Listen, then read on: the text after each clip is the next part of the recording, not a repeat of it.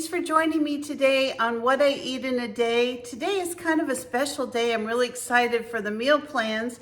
I'm going to be making kind of an overnight oatmeal, which I prepared last night. I'm going to show you how that comes out. And then I'm also going to be doing it's kind of a spaghetti squash, but it's supposed to be like a better than Olive Garden type of linguine. So anyway, let me start with breakfast and show you how this works. So this is a recipe that's really good for busy people, working parents, working families, what have you. It's really nice because you kind of get the oatmeal prepared the night before, leave it in your refrigerator, and then the next morning you either microwave it or you cook it over a saucepan for 3 to 4 minutes and voila, your breakfast is done. So let me show you how this worked. It looks really good.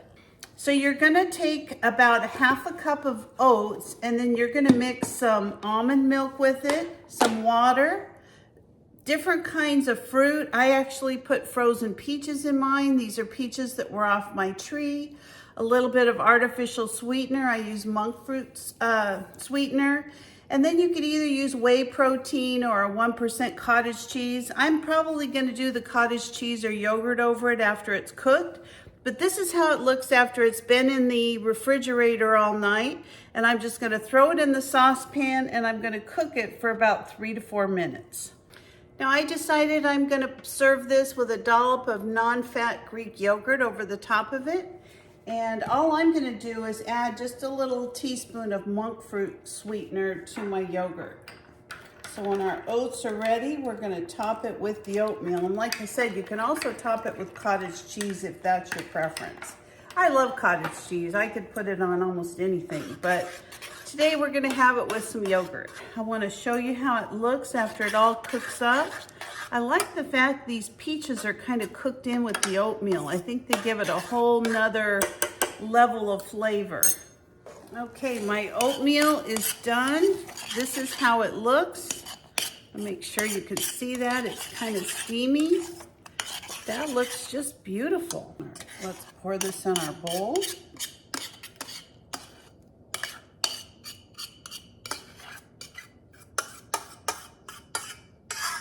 And you can see it actually makes quite a bit.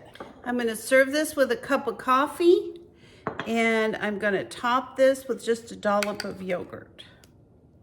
And there you go, breakfast.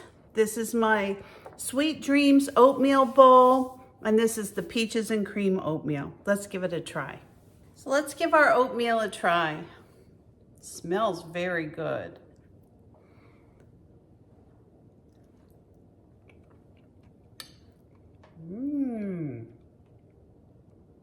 Wow, that's super good. Yum, yum. You've got to try this. Oh, wow.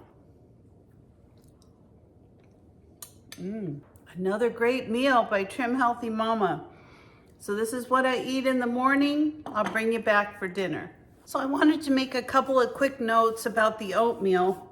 First of all, not only was it really good, it was really filling. I could barely finish it. It was just very filling. I think oatmeal expands in your stomach or something.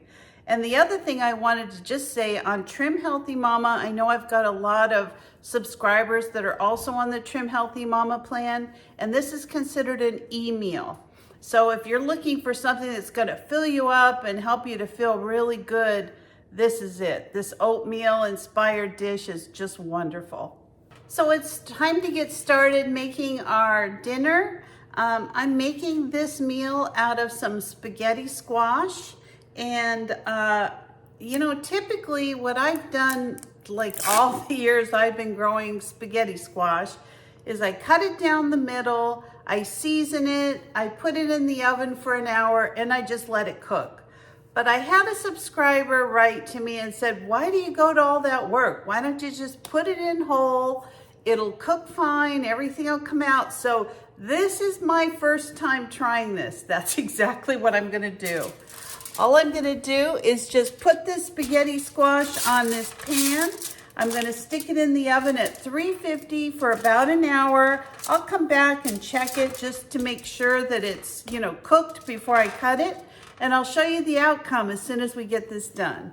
So this recipe calls for 3 cups of cooked chicken.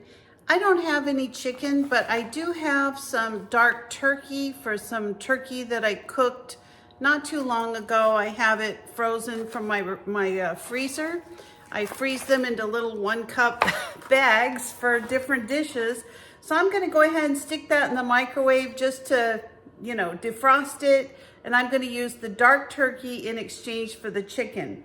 In the meantime, I have some uncured, no sugar bacon, and I'm gonna go ahead and cook that up because this recipe also calls for a 1/2 cup of cooked bacon.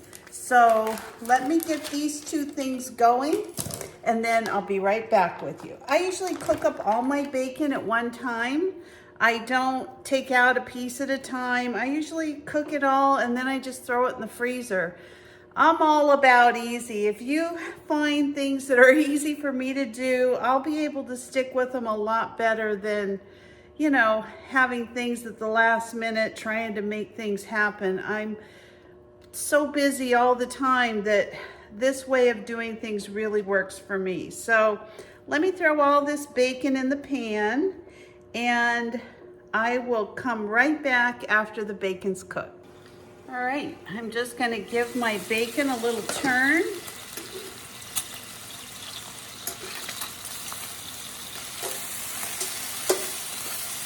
It smells really good. Now my son, when he makes bacon, he actually puts it in the oven and cooks it that way, but I've always done it over the fry pan. It just seems to work out fine for me. I usually put a lid on it until I crisp it up at the very end. It just keeps it from really splattering. And so I'm just gonna cook up this bacon. I've got my turkey defrosting in the microwave, and my spaghetti squash is almost done. So we'll be taking that apart in just a few minutes. All right, so while our bacon is continuing to cook, I'm just gonna go ahead and slice through this spaghetti squash.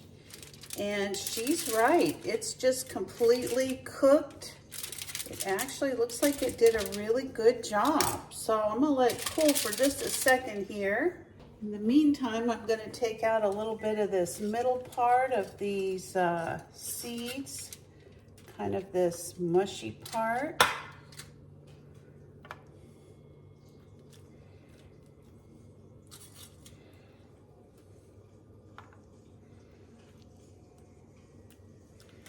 Never done a spaghetti squash where you just throw it in the oven and cook it. This really was easy. Wow. I'm impressed. All right, let me get I don't want to take all the spaghetti squash out, just the middle, but I think that looks really good. I'm going to go ahead and just, wow, look at that. It just pulls away every bit of it from this skin. I am really impressed. Look at that. That is amazing. Just gonna put this spaghetti squash in this colander. I'm just gonna leave it right here on this tray. I just want it to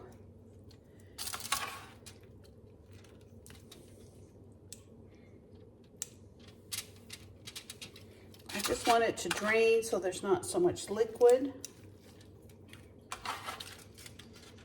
Just like that. I'm just gonna leave it right there. So all we're gonna do is add our spaghetti squash to our pan. Well, actually, I'm gonna mix this up ahead of time in a bowl because there's a lot of things that are gonna fit in here, and I just wanna make sure that I get everything. All right, so here's our spaghetti squash. Then we're gonna add about half of our cheese, like so. Just gonna mix that up. Kind of pull your spaghetti squash apart a little. And then we're gonna add our chicken, turkey, or even ground beef. So I just love to get the turkeys when they're on sale at Thanksgiving or Christmas and buy several of them and pre-cook them. And like I said, I like to divide them up so that I have a nice, you know, I have things on hand like this. I don't have to go buy or make anything. Our spaghetti squash mixture, just like that.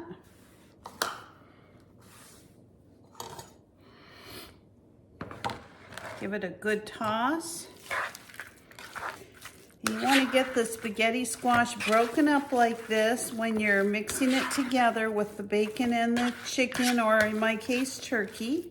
Now we're going to mix in 6 tablespoons of butter. It's a lot of butter, but I'm going to follow the recipe. It's what it tells you to do. And then we're going to add a 1/2 cup of heavy cream and 1 cup of sour cream. And we're going to put those in with it. Give them a good mix. And then it says to add salt and pepper to taste. So I am going to just put in some pepper. And I love this freshly ground pepper. I just think it has a whole different flavor than just the regular pepper that you put in that's been sitting for who knows how long. And a little bit of mineral salt. And that's it. Looks good already. Wow. All right. So now I'm going to take a baking dish. So I have an 8x8 baking dish. I've sprayed it with some Pam, and I'm just gonna pour my spaghetti squash mixture right into the baking dish.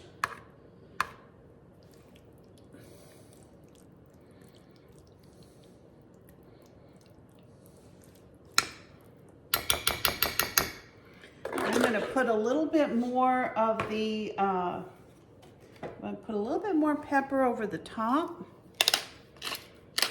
And then I'm going to top it with the remaining cheddar cheese. So we're going to stick this in a preheated oven at 350 degrees for 30 minutes, and then we're going to come back and I'll show you how it tastes. Well, our dinner is complete, and I'm going to serve some up and let you know how it came out. This will be my first time having this dish. It's called loaded spaghetti squash casserole, but I'm calling it better than the Olive Garden loaded casserole. All right, so I'm going to be serving this with a little bit of asparagus. Oh boy, this looks yummy. Look at that. Woo! Looks delicious. I'm going to take a few pieces of asparagus, and I'm actually just going to serve them right on this same plate here. I love asparagus. All right. It's very hot, but very carefully, I'm going to take a bite of this and let you know how it came out. So let's give this spaghetti squash better than Olive Garden spaghetti squash casserole a try. Smells unbelievably good.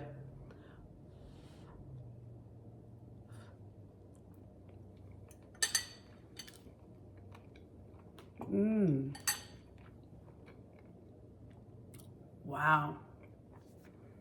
That is decadent. That is so good.